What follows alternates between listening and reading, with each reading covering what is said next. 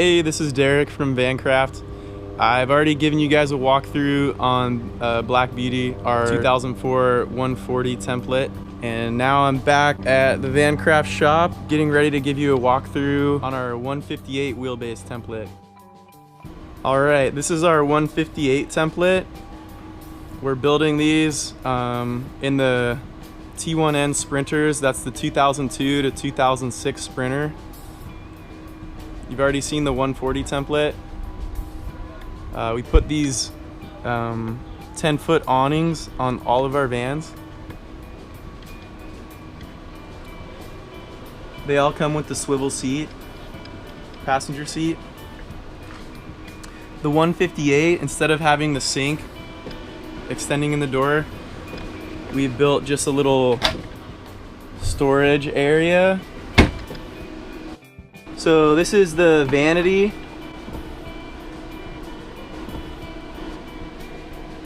That's a birch butcher block countertop on a hydraulic strut, keeps it open. You can put your laptop in here.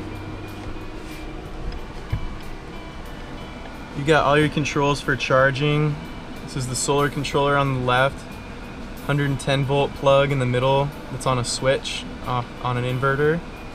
And then here you have cigarette outlet and 2 USB ports. We recommend that when you're charging, you try and charge your devices with the cigarette plug. It's just more efficient than the inverter, but the inverter is always there when you need it.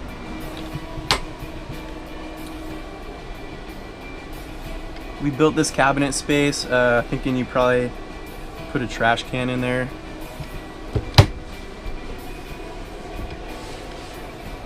This is the switch for the inverter for the 110 plug. The lights are on a dimmer switch, which makes it really nice when you're out in the middle of the desert or it's pitch black. The LED lights can be pretty bright, so it's nice to be able to turn them down and dim the interior. The biggest difference between the 140 wheelbase sprinter and the 158 is about 3 feet of extra living space. And what we've done is we've moved the sink over in line with the kitchen area. So you still have the dual burner propane cooktop and range combo. Same size storage drawer underneath there.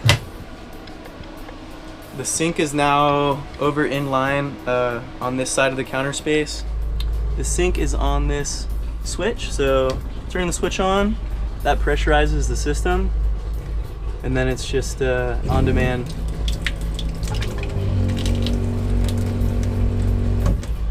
There's also a soap dispenser here. And then under here you have a 7-gallon aquatainer that's designed for you to be able to take it out of the van so you can fill it up with drinking water. Same 12-volt compressor fridge.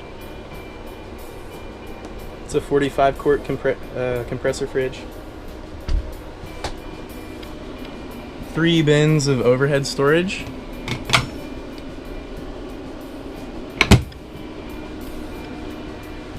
In this van, you get a floor-to-ceiling pull-out pantry,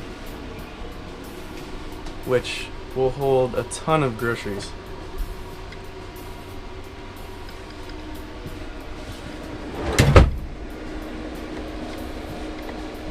There's a small table in the corner of the L bench.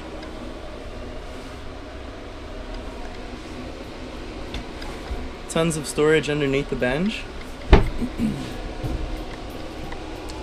We got a similar sized drawer as in our other van. The backrest on this bench also pops up to extend the sleeping area of the bed.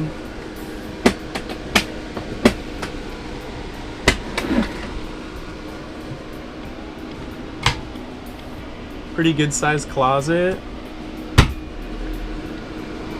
And then that fan is on, better turn that off.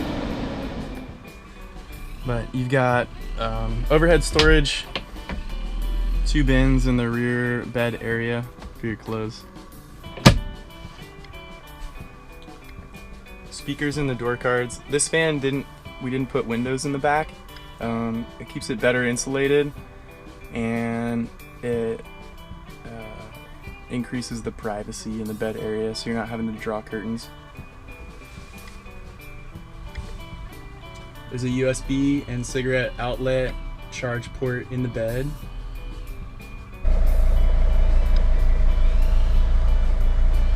This van has 112,000 miles.